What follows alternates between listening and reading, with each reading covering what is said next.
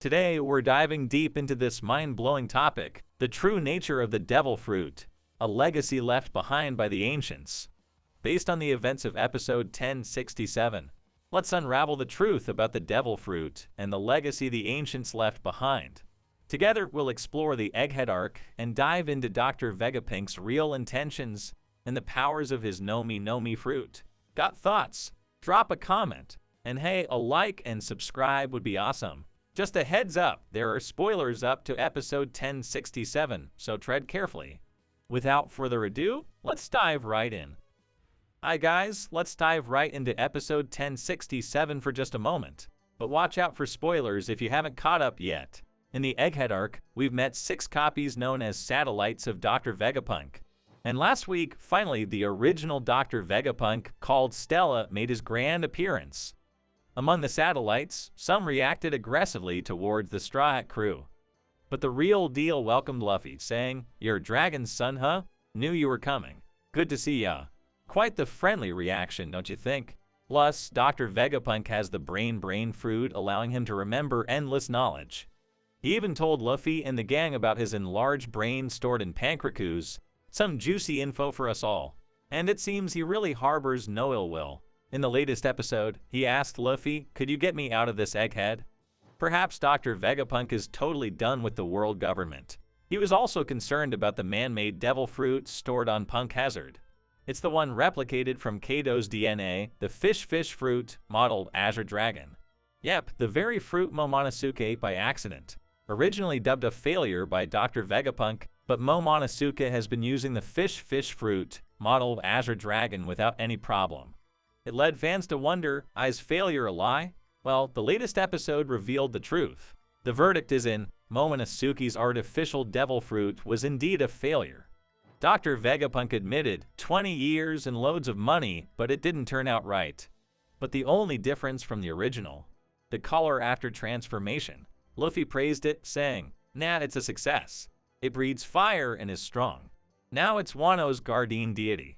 Hearing that the dragon form was pink, Dr. Vegapunk lamented, "Look at it. A total failure." Seems even a color difference was unbearable for the perfectionist Dr. Vegapunk.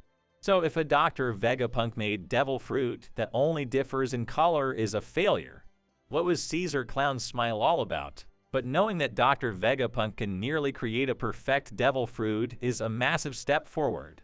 This info might be the key to answering the age-old question, where do devil fruits come from? Ever wondered where the devil fruits came from? That's a theme fans have been pondering since the beginning of the series. There are many theories, but we can mainly divide them into 2, the man-made hypothesis and the natural object hypothesis. Now, the man-made hypothesis claims these are artificial objects created by someone. On the other hand, the natural object hypothesis argues these were naturally present in the world of One Piece. I think both hypotheses have their merit, but after seeing the latest episode, it feels like the credibility of the man-made hypothesis has shot up. Though not perfect, it's Dr. Vegapunk's proof that devil fruits can be artificially created that's a game changer. And if the devil fruits are man-made, it's only logical to think that a certain great kingdom is behind their creation. That certain great kingdom refers to a nation existing before the Void Century, wiped out by the 20 kingdoms that form the roots of the current world government. As explained earlier, the heyday of this certain great kingdom was marked by scientific prowess beyond the modern eggheads. Probably no one else but this certain great kingdom had the technology to create devil fruits over 900 years ago. Even Dr. Vegapunk can't fully replicate the legendary Iron Giant. So it's likely that the science of this certain great kingdom was even beyond Dr. Vegapunk. If a group had such advanced scientific capabilities, it wouldn't be surprising if they could artificially create devil fruits. In fact, Toadie's Dr. Vegapunk is almost perfecting the manufacture of devil fruits. Wouldn't it be more unnatural to think that the certain great kingdom, being more advanced than Dr. Vegapunk, couldn't create devil fruits? There are doubts about the name Devil's Fruit.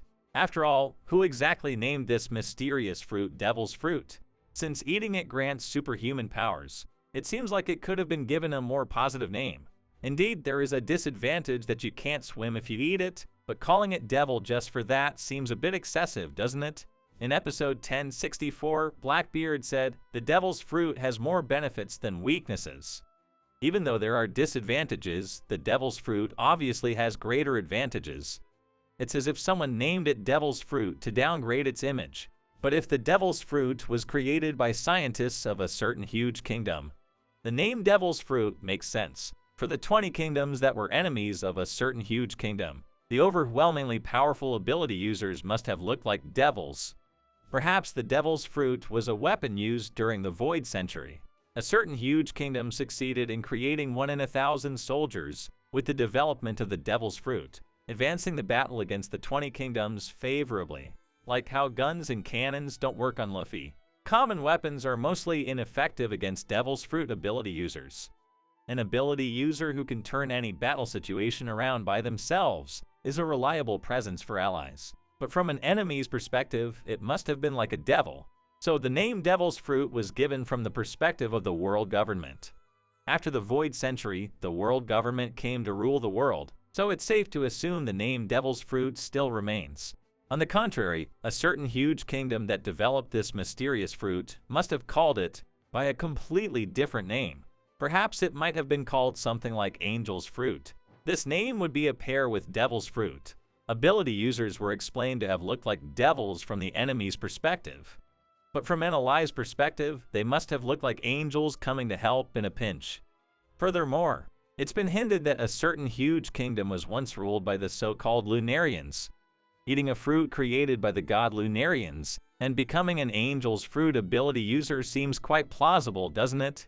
The true identity of the Devil's Fruit has been debated for years, but the Egghead arc seems to be getting closer to the truth. By the way, in Volume 48 SSBS, Mr. Oda said the following: "A certain doctor will eventually appear in the main story to explain what the Devil's Fruit is." Eventually, that certain doctor is undoubtedly Dr. Vegapunk. So now that Dr. Vegapunk has come into contact with the Straw Hat crew, the secret of the Devil's Fruit is likely to be revealed soon. That's all for today. This channel posts summaries, explanations, and ranking videos related to One Piece. If you like One Piece, we would be happy if you could support us by subscribing to our channel and commenting. Thank you for watching till the end. See you in the next video.